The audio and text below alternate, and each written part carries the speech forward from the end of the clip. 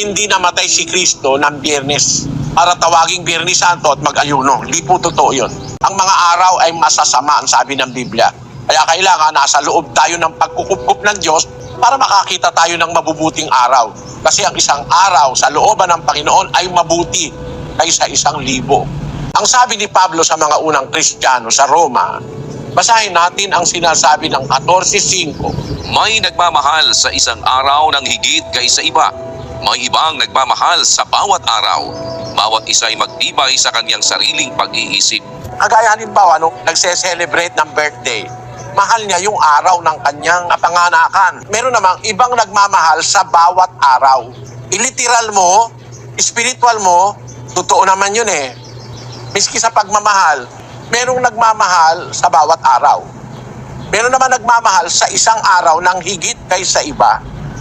Pero alam mo, yung mga lingkod ng Diyos, para sa kanila, importante ang lahat ng araw. Sasamantalahin nila ang bawat araw sa paggawa ng kabutihan. Kasi ang sabi sa 6:10 ng Galacia, Kaya nga, samantalang tayo'y may pagkakataon, ay magsigawa tayo ng mabuti sa lahat at lalong-lalo na sa mga kasangbahay sa pananampalataya. mamimili ka ba ng araw? Ang sabi, samantalang tayo'y may pagkakataon, pagka may pagkakataon, kahit anong araw pa yan, gagawa ka ng mabuti. Ang ayuno, pwede mo namang gawin kahit anong araw ng taon.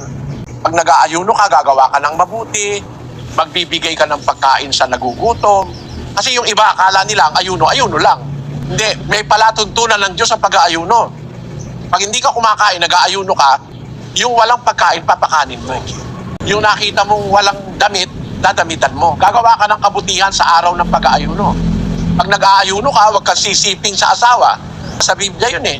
Basahin na nga natin yung 7:5 ng unang Korinto, kapatid na Daniel. Huwag magpigil ang isa't isa, maliban kung pagkasunduan sa ilang panahon, upang kayo'y mamalagi sa pag-aayuno at pananalangin, at muling kayo'y magsama. Baka kayo'y tuksuhin ni Satanas dahil sa inyong kawalan ng pagpipigil. Huwag kayo ikang magpipigil malibang pagkasunduan sa ilang panahon. Magkakasundo kayo mag-asawa na magpipigil kayo, di mo na kayo magsisiping, upang mamalagi kayo sa pag-aayuno at pananalangin.